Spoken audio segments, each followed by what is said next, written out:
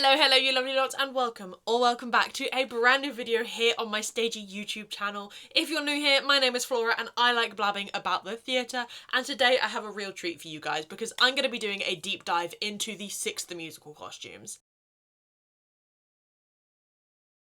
I love the 6th musical costumes, and I really must credit them for giving me my start when it comes to creating theatre content. If it wasn't for the videos I used to make about these costumes, I don't think I'd be where I am today. So it seemed only natural that I take this full circle and really do the deep dive I've wanted to do all along. So that's what you're getting. I think it always surprises people when I tell them that I think the 6th musical costumes are far more historically accurate than they appear on the surface. And so I thought it would be fun to take you through each of these Gabriella Slade designs one by one, pointing out all of the references to not only real Tudor fashion, but also Tudor history along the way, no matter how far-fetched or a bit of a stretch these claims seem. This hopefully will not only teach you something about Tudor fashion, but also show you just how much thought can go into creating costumes for any theatre production, even if the designs seem pretty surface level at first glance. I will say when it comes to discussing all of the costumes, I'm just referring to the main 6. Of course, there are alternate costumes coming in a variety of shapes, sizes, colours and patterns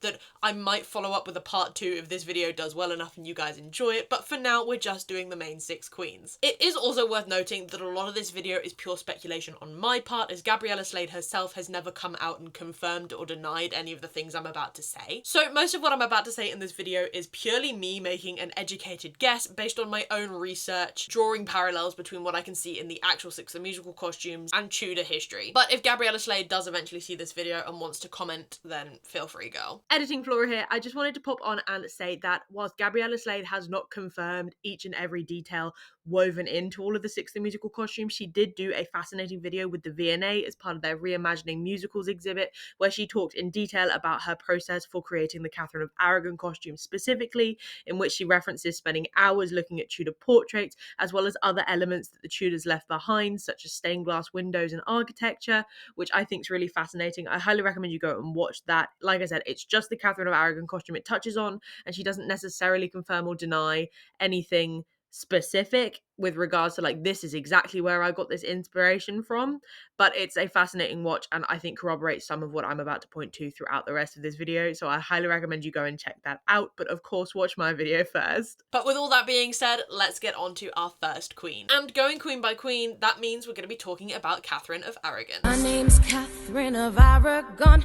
Katherine of Aragon was Henry VIII's first wife and married to him for the longest. And this is what she wears in 6th musical. Starting off with the most obvious feature here, the colour. She wears gold, and I think gold was the perfect choice for Aragon for a number of reasons. She was married to Henry for 24 years, so it could possibly be a reference to those 24 years, with the highest quality, purest gold being 24 karat gold. The gold could also represent Aragon's nobility prior to marrying Henry. She was the youngest daughter of King Ferdinand II of Aragon, making her nobility before she ever set foot in the UK and married our king. Gold was also a colour heavily controlled by the Tudor sumptuary laws, with the rules stipulating that only the king and his immediate family could wear it. So again, giving Katherine of Aragon a golden costume was a clever choice and could perhaps be representing things such as her status over the other queens, because she was Henry's immediate family for the longest, but again could also be a reference to her nobility with and without Henry. Still going with the list of reasons as to why I think gold is the perfect colour for Aragon's costume, in lots of the portraits we have of Katherine of Aragon, she is depicted wearing a lot of gold, more so than the other queens anyway. And there are also many historical accounts that make reference to her love of gold, but obviously the colour could also just be seen as a reference to the queen's queenspiration in the show, which is Beyonce, who wears a lot of gold throughout a lot of her music videos as well. But symbolism of the colour of the costume aside, how on earth can something that looks like this be considered historically accurate? Starting with the top of the costume and the neckline, women of Tudor nobility across the surviving portraits that we have were very well known for the square necklines of their dresses. Aragon's costume in 6th musical, as you can see, very much has that square neckline, as well as a bodice that is similar to the shape that we see in Tudor dresses. Now, this was a dress shape made iconic in the Tudor times by the boning in a woman's kirtle, which was the sort of dress that went between a woman's shift and her more elaborate outer dress or decorative gown. The shape of the Aragon costume skirt is also surprisingly Tudor. Now, okay, the real Aragon wasn't wandering around Tudor palaces in an open-fronted mini skirt, but she would have very likely worn a kirtle with a decorative decorative outer gown that would have had an opening in the front, which showed off a different piece of fabric, or perhaps an apron-like piece of fabric that was known as the forepart. So having this opening in the front of the skirt in Six the Musical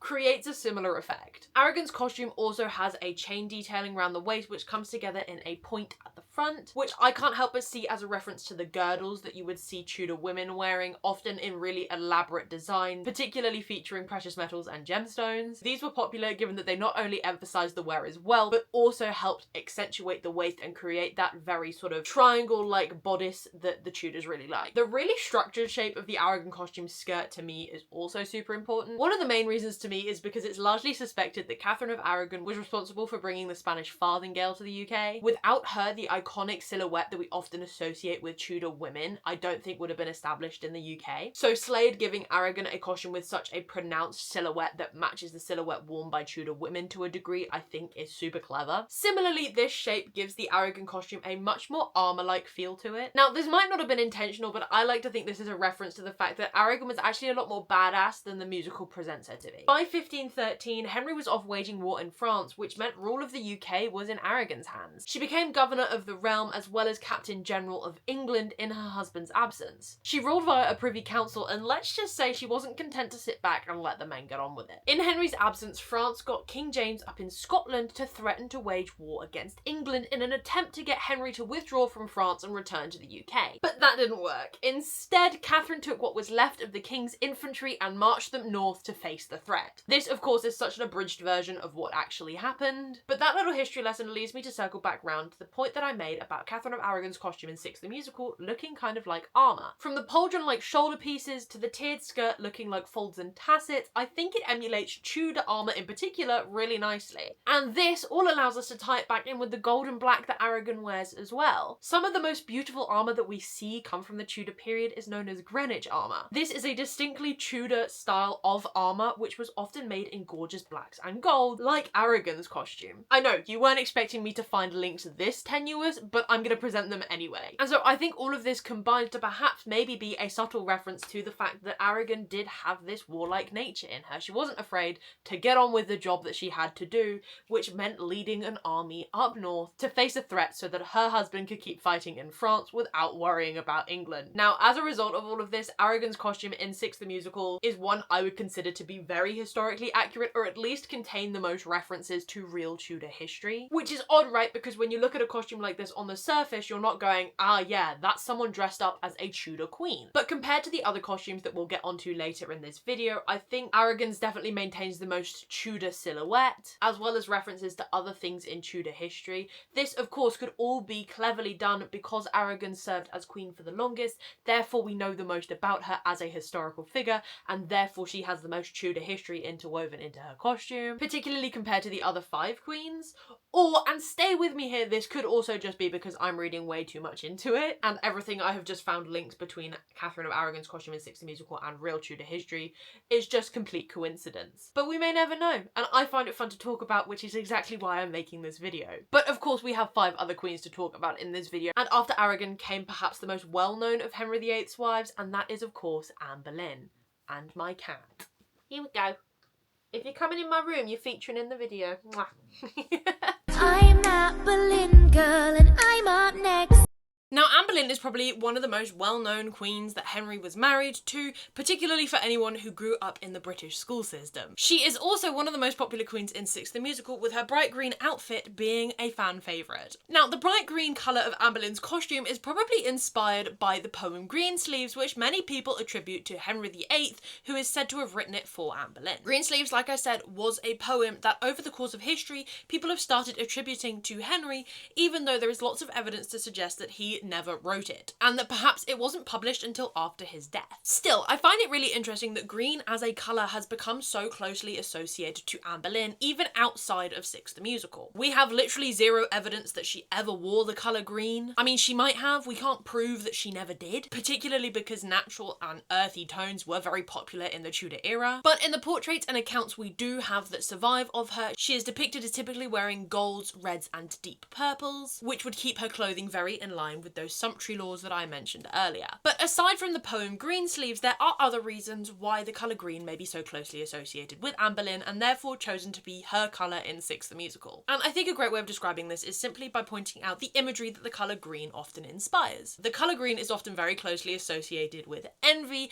and in Tudor times it was often linked to women with loose morals. These are very plausible reasons as to why Slade might have chosen green for Anne Boleyn's colour. It helps tell us as an audience how both Aragon as well as the British people might have viewed Anne Boleyn at the time, with jealousy, mistrust, speculation, and probably thinking she's not the most chaste of women, given how her and Henry came to be. Now, if you're a big Six the Musical fan, which I'm assuming you are given you're watching this video, then you're probably very aware of the line, well, my sleeves may be green, but my lipstick's red. But I'd like to take a brief moment in my Anne Boleyn section to say once and for all that this is not a reference to the colour of the costume. It is a direct reference to that Greensleeves poem I mentioned earlier. So I just wanted to throw that out there for clarification's sake, because I know when an alternate who's not wearing a green costume gets on stage and sings the same line, some people question it a little bit. It does feel a little bit like a chicken and an egg situation, but the costume is green likely because of the poem, and the lyric is also a reference to the poem, not a reference to the costume. So, like I said, when an alternate who's not wearing a green costume gets on stage and sings the line, it still makes sense. But enough about a colour, let's get on to the way the costume actually looks. I think the first thing that you'll notice when you're looking at the Boleyn costume relative to the Aragon costume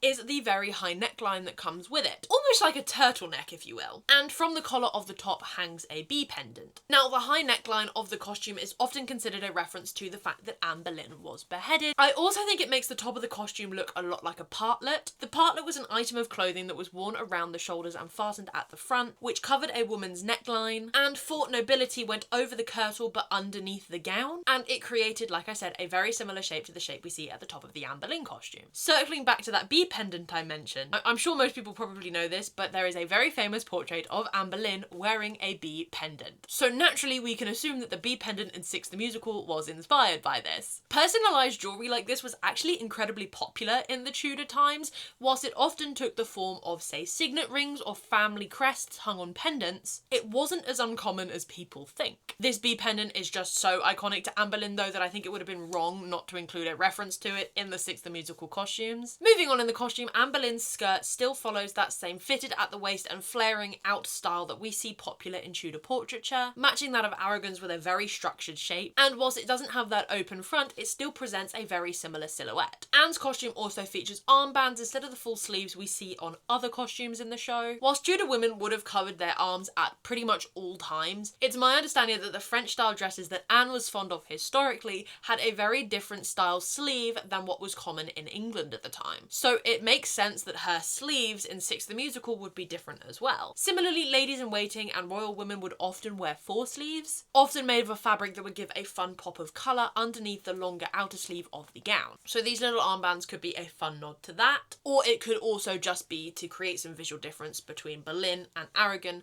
and the rest of the costumes in the show. I also really like the squares that run along the bottom of the top of Anne Boleyn's costume. To me, they have always reminded me of the battlements of a castle. But do you know what famous Tudor building has pretty prominent battlements? Hampton Court Palace. And Anne Boleyn actually holds a special connection to Hampton Court Palace. She was the first of Henry VIII's wives to truly live there as a Queen of England. Aragon did visit it, but it wasn't owned by the Crown at the time she visited it. But Anne Boleyn also played a big role in shaping Hampton Court into what we know and see today. This included the addition of the Great Hall there. So whilst I know this is a stretch and likely not what Gabriella Slade had in mind when she designed the costume, I like to think that this detail at the bottom edge of the torso of the costume is a nod to the way that Anne Boleyn really did shape Tudor architecture during her time as Queen. Also, interesting side note, Gabriella Slade has actually designed a historically accurate costume for Anne Boleyn. This was back in 2018 for the Tower of London and a play they called The Last Days of Anne Boleyn. This was a play where they reenacted the last 17 days of Anne Boleyn's life. I knew I wanted to mention this as proof that Gabriella Slade does know what she's doing when it comes to historical costuming, not just funky costuming like the Six and Starlight costumes. So I thought I'd throw it in there to prove that Slade is very aware of historical, particularly Tudor costuming, particularly Tudor historical accuracy, which is why I think there are so many references to real Tudor fashion in the Six the Musical costumes, and I hope it gives some of my speculation and points in this video a little bit of backing, I suppose. They're less sort of unfounded. There is a root in everything that I I'm saying. So yeah, while the Anne Boleyn costume maybe doesn't look as historically accurate as the Aragon costume that we discussed earlier,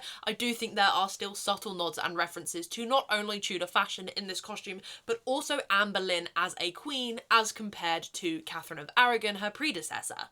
But okay, enough about Anne Boleyn, let's move on to queen number 3. Jane Seymour, the only one he truly loved. Jane Seymour is wife number 3, and it becomes quite clear quite quickly that her costume is drastically different than the two that came before her. Possibly because of how different of a wife she was to Henry. Colour-wise, Seymour's costume is predominantly white and silver, and this lines up with the historical accounts we have of Jane Seymour favouring dresses of white, often with black and silver detailing.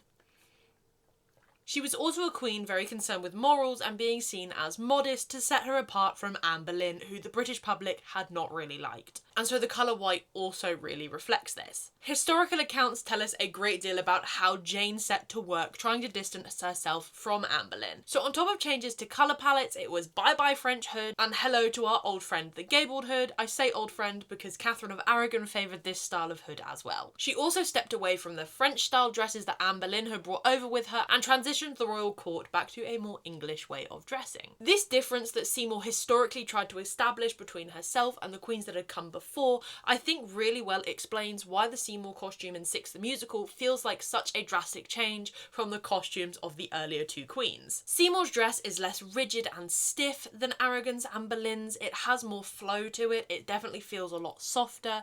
There's a lot less structure there. It's also got a longer skirt, making it more modest. The softer shape, aside from making her appear more eternal, which is a key part of her identity in Six the Musical, is also an acknowledgement of just how different Jane Seymour was as Henry's queen relative to Aragon and Boleyn. History views Seymour as the quiet, chaste and passive third wife of Henry VIII, and I think this is shown in her costume here too. The soft flowing lines are less standoffish than the rigid strong costumes of Aragon and Boleyn. Her costume is more approachable and also takes up much less room than the other two, just adding to this image of Jane being less large and in charge than the two queens that came before her. This visually is a really great way of showing the audience something about Jane without telling them, and I really like that. Aside from the skirt, the proportions of the Jane Seymour costume are also different than the rest of the costumes in the show. The cut of Jane's bodice makes it appear as though it has a lower waistline than the other queens. Now, this could just be because of the way the dresses were all cut to best suit the performers wearing them, but it could also be a reference to the Holbein portrait of Jane Seymour in which we see her wearing a dress with a waistline much lower than where the Tudors would consider standard. If it was a deliberate choice by Slade as opposed to a kind of costume fitting change that was made for the costume to better suit the actors, then I think it is a brilliant decision, as it's a real deep cut into some Tudor history, and to me, if it is deliberate, shows that she knows her shit and did her research. Obviously, I said it earlier that the traditional Tudor neckline was a square one, which is a neckline that you do see repeated throughout the costumes in Six the Musical, most prominently obviously with Catherine of Aragon. So you might be wondering why Jane Seymour doesn't have this square neckline. First and foremost, I do think it's because if all of the costumes had the same necklines, then the show and the costumes itself would start to look a bit visually repetitive. Varying it up like this makes them more of a visually interesting collective when you view them as a six on a whole. I think exposing the upper chest as well alludes to the maternal figure that Jane Seymour became upon the birth of a male heir for Henry. Plus, the extra strip of fabric at the top does still square out the whole neckline. The costume also features long sleeves like many of the other outfits in the show, with the shoulders of the costume to me sitting very similarly to how the shoulders of a Tudor dress would have sat, which I think is a nice added detail. My absolute favourite thing about the Jane Seymour costume in Six the Musical though is the bodice, which is why I saved it till last. And I love it so much because the bodice of this costume to me is very reminiscent of Tudor architecture, specifically half-timbered housing. Now, if you aren't up to date on your architectural lingo, here's what half-timbered housing / buildings look like. If you're watching from the UK, you may well be familiar with this style of architecture as it is quite prevalent still in the UK. And when you compare it side by side with the Jane Seymour costume, I think the similarities, at least to me, are undeniable. One was clearly designed to look like the other. From the chevron-like details at the front of the bodice to the overall construction of the piece, as well as the way the black pieces have been arranged, I really love it. This to me, relative to all of the other details in the show, feels the most deliberate, or the most deliberate reference to actual Tudor history. Even though throughout my research I couldn't find any real connections between Jane Seymour and any significant architectural changes to anything within Tudor England, I still really enjoy this detail of the costume. Now, of course, it's worth pointing out that the bodice of the Jane Seymour costume does look quite corset-like in its shape. Now, it's often debated whether the Tudors wore corsets, and corsets did see a growth in popularity during the period, particularly towards the end of the Tudor era. However, it was more common for women to wear a pair of bodies or stays, with the term often being used interchangeably, with these undergarments being used to help create those exaggerated proportions that the Tudors really liked. I didn't really know where else to put that in the video, so I thought I'd throw it in here and hopefully it makes sense, because like I said, I do think that the Jane Seymour costume looks the most corset-like out of all of them. I really like Jane Seymour's costume in Six the Musical. I do think it's really different from all of the others in the lineup, and because it looks so different, it tells us so much about Jane Seymour, not only as a character in the show, but also as a historical figure. The difference in how she's dressed in the show tells us just how different her time with Henry was. Is it more historically accurate than the others? No, but I do love the real historical references that Slade managed to include in the costume. So it still definitely has that historical vibe. Welcome to the house! To the house of Holbein. Okay, we're gonna take a brief break from talking about the queens to dive into a little bit of the history behind the House of Holbein number in the show. This is mainly just a brief interlude to talk about the Holbein ruffs. Whilst the Tudors didn't know what neon green and fluorescent fabrics were, they did love a good ruff. Ruffs like the ones we see worn in the show were almost exclusively worn by the wealthy, because the amount of fabric needed to make a ruff like this really made them an investment piece. Further to that, they also required almost constant maintenance, with dedicated washing and starching being required to keep them in the elaborate folded shapes that they were. So I like that during the House of Holbein number, the ruffs are included as another nod to real Tudor fashion, even if the ones the Tudors worn didn't glow under black light. Try these heels so high it's naughty, but we cannot guarantee that you'll still walk at 40.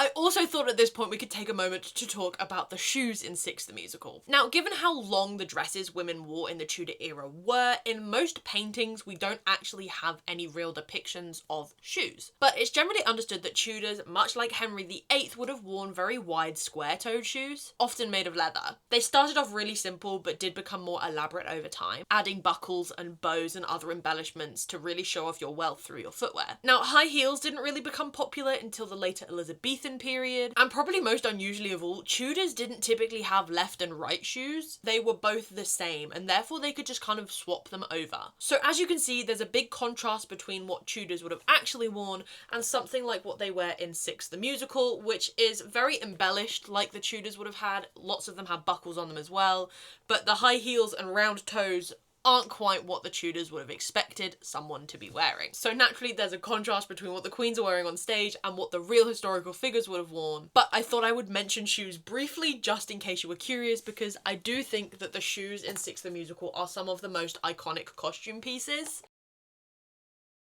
Are you ready? Let's everything go! You must think that I'm crazy. You wanna replace me, baby. No way. If you thought you could leave me, you must think I'm naive. Please believe me. No, sorry. Sorry, not sorry about what I said.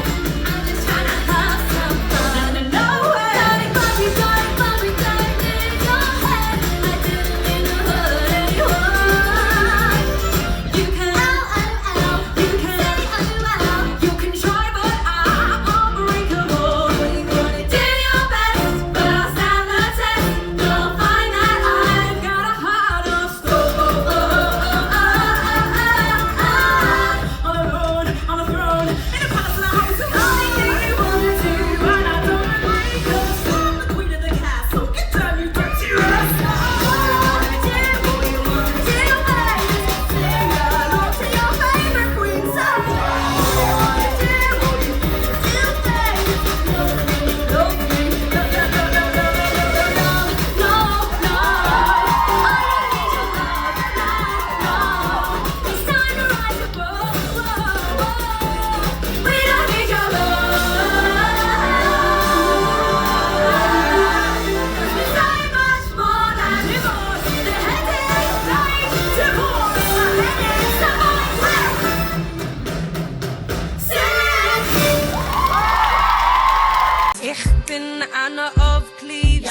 Okay, moving on from Holbein, our next queen, queen number 4, is Anne of Cleves. Now, one of the first things you may notice is that Cleves is our first queen not wearing a skirt. To me, one of the main reasons for this is because she lives arguably the most masculine lifestyle out of any of the queens in the show, at least by Tudor standards. And the other reason for this is one I will mention later in the video when we get onto Kathy Parr. Now, Anne's colour in the show is, of course, red, and I think the colour red was chosen for her for a very specific reason. Or should I say a very specific portrait? Her Holbein picture. This is the most well-known portrait we have of Anne of Cleves, and as you can see very clearly, her dress in it is red. I also think it's a great colour for her character in the musical due to its connotations of power and confidence. You could also suggest that Anne in Six the Musical is being presented much like how people picture Henry, in rich colours with lots of fur. This could be a nod to the fact that despite the fact he thought her ugly, Henry seemed to be quite close with Anne of Cleves, regarding her as the king's sister. Or it could just be me drawing comparisons where there aren't supposed to be any, so we're gonna move on. The outside of her costume is of course adorned with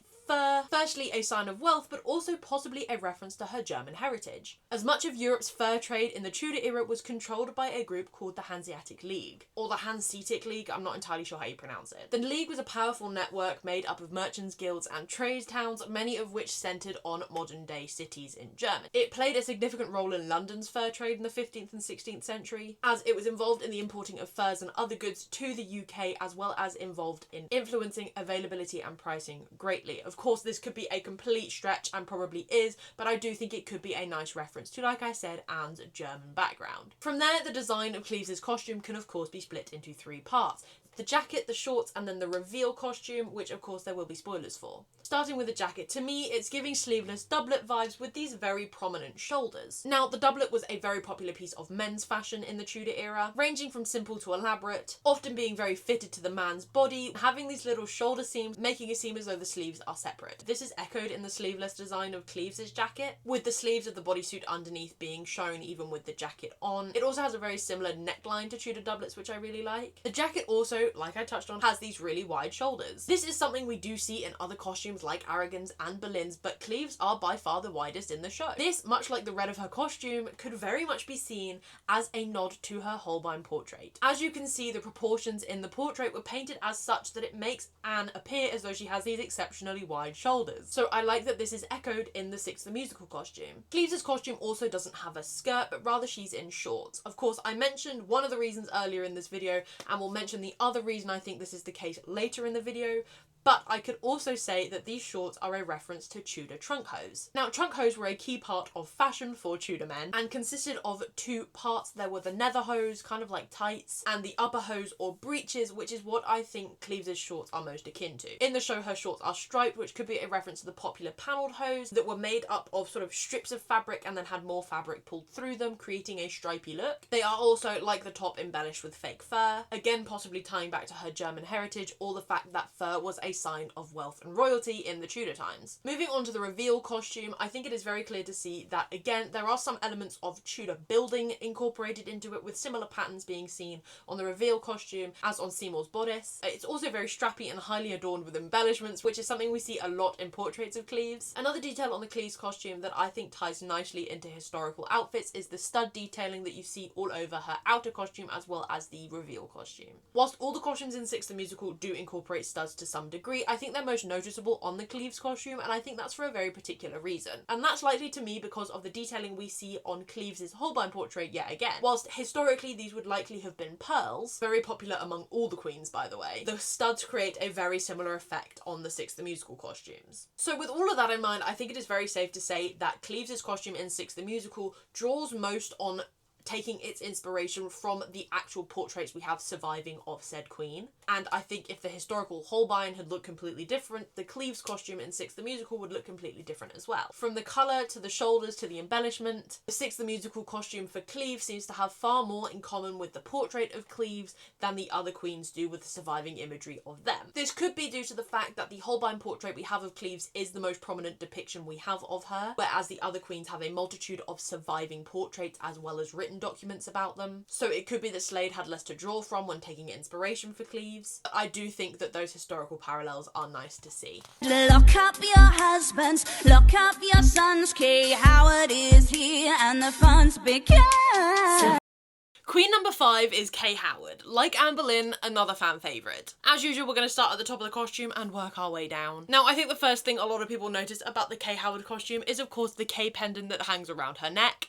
Like the high neckline of Anne Boleyn, this choker is likely a reference to the fact that Kay Howard was, of course, beheaded. Now, with chokers, I feel like a lot of people think that they're like a very modern thing, but people have been wearing chokers for hundreds of years. They are by no means a modern fashion trend. Tudors typically tended to wear collars in the form of carcans, which is basically French for collars. They were basically metal chokers covered in pretty gemstones. And so whilst the Kay Howard choker might not be made of metal, it is covered in gems. And whilst we have no historical evidence that Kay Howard ever wore a Kay pendant like we do for Boleyn wearing a B, we do know that personalised jewellery was popular amongst Tudors and therefore she may have owned something. Moving on to the torso of the costume, I think the first thing I notice is always the long sleeves. Now, of course, I keep mentioning it, but long sleeves were a staple of Tudor outfits. No one in Tudor times was wandering around in short sleeves, with long sleeves being seen as modest and proper, as well as helping people stay warm in England's climate, which was cooler than it is now, pre-industrial revolution and all that. The top of this costume also lacks the traditional square Tudor neckline, which again, like with Seymour, is partly Slade trying to create fun visual difference between all of the costumes, but of course it could also be a reference to how exposed Kay Howard was at a young age to some pretty unpleasant things. Now, much like the Tudors did, the bare skin at the top of the costume is actually filled in with these kind of like crisscross detailings.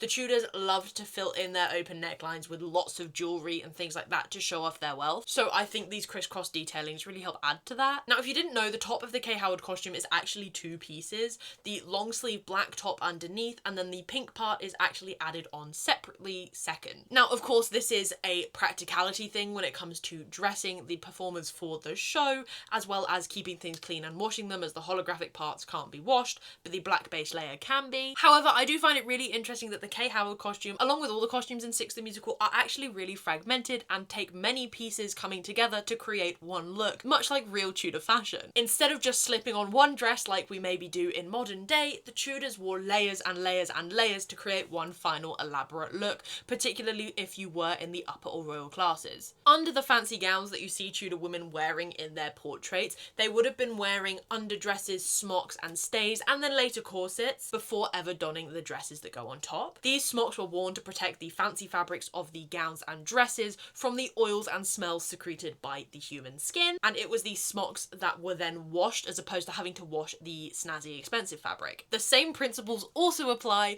to the Six the Musical costumes, with all of the performers wearing basically bodysuits underneath their costumes that can be thrown in the washing machine so that the holographic stuff stays as fresh as it can. So while Slade didn't design the costumes this way so that they were more Tudor, and instead so that they were more practical from a performing 8 shows a week West End kind of standpoint, I do find it really interesting that the principles are the same despite there being hundreds of years difference in when those principles are being applied. And of course those principles don't just apply to the Kay Howard costume, they apply to all of them. I just thought it was a good point at which to bring it up in this video because I think it is most easy to see on the Kay Howard costume how it is made up of those individual parts. Getting back to Howard more specifically though, and moving on from the top, we then get to the skirt. I probably sound like a broken record at this point, but you could see that the skirt of this costume does create that very Tudor silhouette with the tight waist and then the flaring outwards. It is also open at the front like we see with Aragon's costume, creating that sort of 4-part exposure that we see on Tudor dresses. It is also the most open at the front, likely a reference to the fact that historically Katherine Howard was the most sexually exploited of the queens. This contributes to Kay Howard's costume in Six the Musical being the most revealing overall.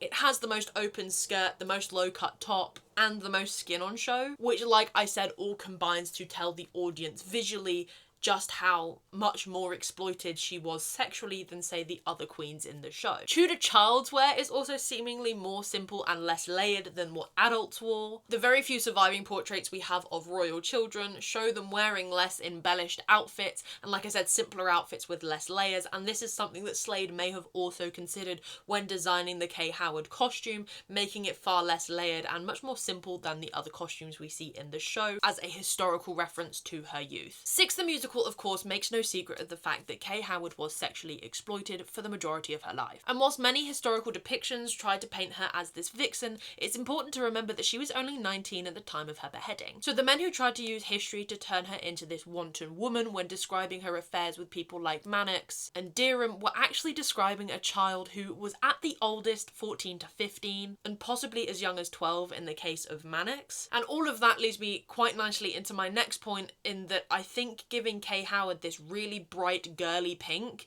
emphasises the character's youth. The pink feels less mature than, say, the golds of Aragon or the blues of Parr. Like I said, it's hyper girly and youthful and makes her stand out and keeps it in the audience's minds that she was so much younger than her fellow queens. Where all of the other queens were between the ages of 25 and 28 when they got married to Henry, Kay Howard was no more than 17 or 18. And so I think the costumes, aside from telling us that she was the most exploited of the queens, also does a great job of showing us that she's the youngest. Given that no portraits exist that we can concretely say are Kay Howard, unlike the other queens, it's probably not surprising to you guys that I'd suggest that this costume has the fewest historical references in it. Whilst it has the right shapes and characteristics of a Tudor dress, that's kind of where the references stop. Similarly, unlike the other queens, I feel like there are far fewer references to Kay Howard as a real historical figure than there are, say, with Boleyn and Aragon at the start of the show. And again, this is likely because so little is known about Kay Howard. We don't even really actually know how old she was when all of this happened to her, like I hinted at earlier. And so because we know so little about her, there's only so much that Slade can put into the costume as historical references. So I like that Six the Musical seemingly allowed for the decision to be made for the costume to be used to show her youth as well as her exploitation at the hands of men, because it still gives the costume a powerful impact, despite the fact that it's maybe less historically accurate than the others. And the survivor, Katherine Parr.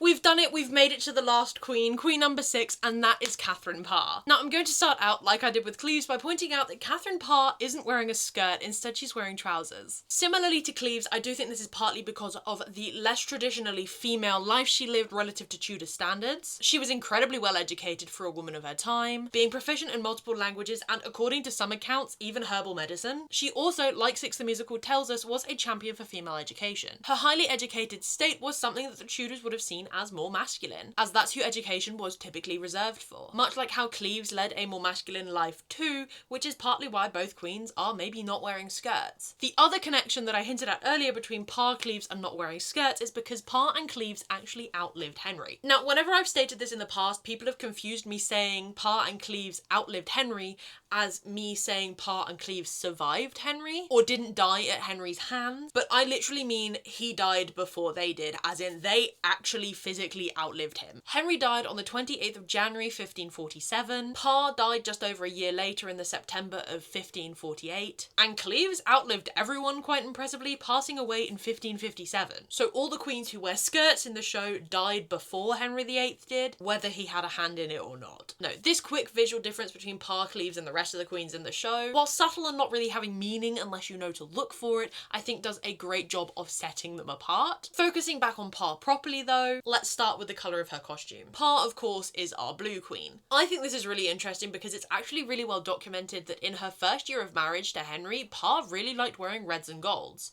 Also, we're told by the Duke of Nahira. She also did apparently really enjoy the colour purple, particularly on special occasions. And with the blue hollow fabric used in Six the Musical, this blue costume does shift to purple under the stage lights. I don't think, however, for Six the Musical, the colour blue was chosen for Parr was set by particular historical precedents. The colour blue has long been associated with traits such as wisdom, reliability and calmness. And these are all qualities historians ascribe to Katherine Parr as the final wife of Henry VIII. She was of course wise and well educated, as I mentioned earlier, but from the few historical accounts we have of her, she was gentle and the king actually put a great deal of trust in her. Blue too is arguably a more mature colour, possibly an odd thing to say, but I do think it's something Slade might have considered, particularly when you're standing someone like Kay Howard next to Katherine Parr. Parr was in her 30s when she married Henry. Whilst not old relative to the other queens in Six the Musical, and compared to other kings of the time period, it seemed Henry actually quite liked an older woman. 30 is a big contrast to Kay Howard, who was of course 17 or 18 around the time she met Henry. So by giving Parr this deep blue costume in Six Six the Musical, I do think Slade was trying to set her apart very distinctly from the younger Kay Howard, who of course, like I said, is in that bubbly bright pink. In further contrast to Kay Howard, Parr's costume is probably the most covered up in the show. I think if Slade chose for the Howard costume to be as revealing as it is,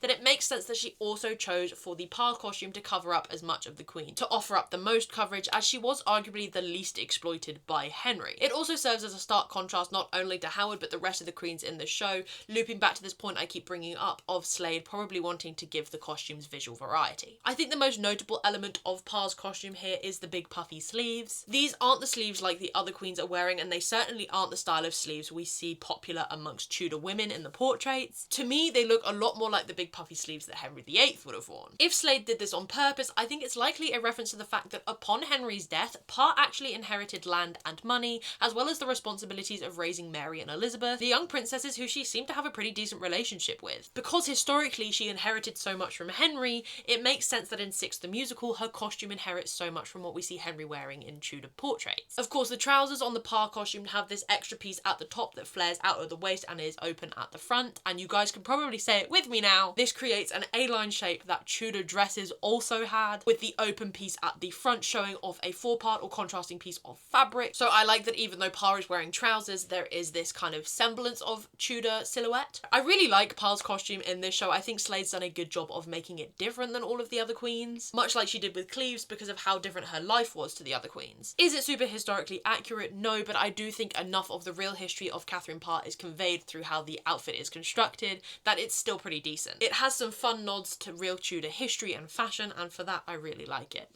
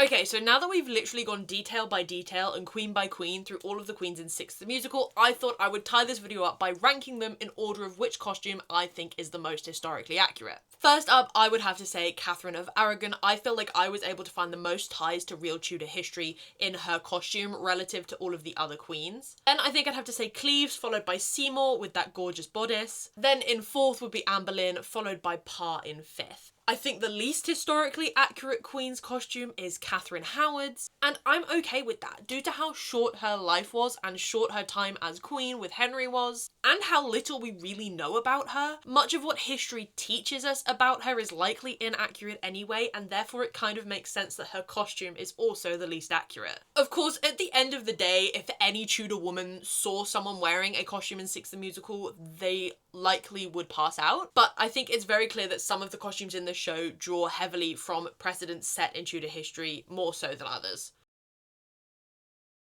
So there you have it, a real in-depth look at the costumes in Six the Musical. Perhaps more in-depth than you were expecting. Of course, next to none of what I have said has actually been corroborated by the costume designer herself, Gabriella Slade, or anyone from the Six the Musical team for that matter. Editing Flora back to say that yet again this is technically not true, as Gabriella Slade has spoken to some degree about her process for which she has gone through and created these costumes and some of the elements that she drew on as inspiration, though I suppose what I'm saying is true in the sense that she has never gone on record and said this is officially what inspired this is officially what inspired that. She's just spoken more broadly about it. But I just wanted to pop this in here to correct myself, basically. This video was merely more of a fun way for me to discuss the costumes in the show and show you guys how they perfectly blend modern pop star aesthetics with real Tudor history. That being said, I don't think it can be denied that there was certainly a lot of thought put into each of these costumes to make sure that they appropriately represented the queens that would be wearing them. I think Slade's knowledge of real Tudor fashion really gave her an upper hand when creating these costumes, and it definitely shows. If you are Gabriella Slade and you'd like to either confirm or deny anything that I have speculated on throughout this video, then I would love to hear from you and have a chat. I think it'd be fascinating. If you're not Gabriella Slade but have your own thoughts and feelings, I'd love to hear about them down in the comments below. If you enjoyed this deep dive, then let me know by giving this video a thumbs up and subscribing so that you don't miss out on more slightly unusual stagey content in the future. Thank you all for watching this video, and I will see you in the next one. Bye!